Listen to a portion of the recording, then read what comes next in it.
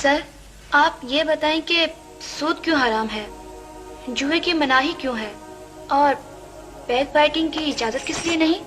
بس یہ حکم ہے کلثوم بی بی، اور حکم کے لیے کوئی دلیل نہیں ہوتی۔ لیکن ہم تو کسی بات کی دلیل مانے بغیر یا اس کی لاجک سمجھے بغیر اسے تسلیم نہیں کریں گے، ہم پڑھے لکھے لوگ ہیں۔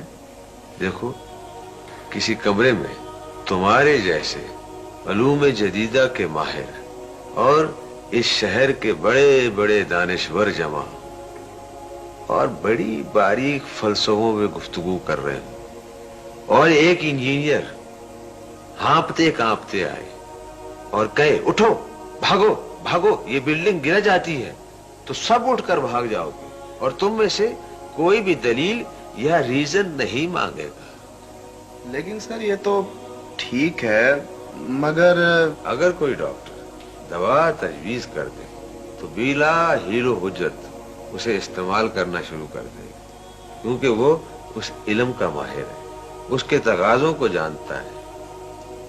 اور کوئی دین کا عالم کوئی بات بتائے تو 100 مسئلے نکالیں گے، 100 باریکیاں نکالیں گے، مسلسل اعتراض کرتے چلے جائیں گے۔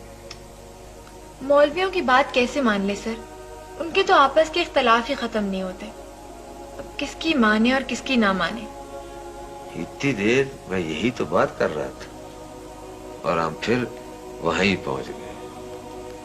دیکھو بی بی، اختلاف کہاں نہیں ہے اور کس میں نہیں ہے۔ وکیل حضرات کو دیکھو، وہ ایک ہی واقعے میں ایک دوسرے کے خلاف ہوتے ہیں، جھگڑتے ہیں، خوب جھگڑتے ہیں، خوب جھگڑتے ہیں، اور ان کے جھگڑنے کے لیے تو کٹہرے بنائے جاتے ہیں، اسپیشل قسم کا فرنیچر بنایا جاتا ہے کچہریوں میں۔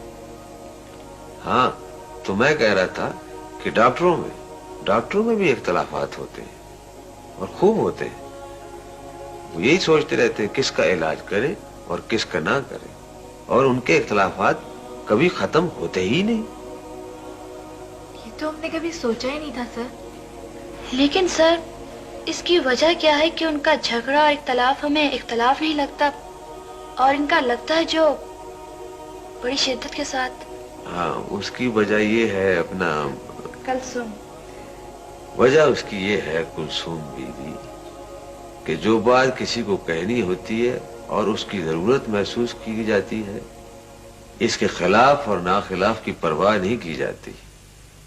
دین کی چونکہ پرواہ نہیں اور اس کی قدر نہیں، اسی لیے ہیلے بہانے تلاش کیے جاتے ہیں۔ شاید اس کی وجہ یہ ہو سر کہ جان اور مال چونکہ زیادہ عزیز ہوتے ہیں اور لوگ ان کے… شاباش، کلثوم تو بڑی سوچنے والی لڑکی ہے۔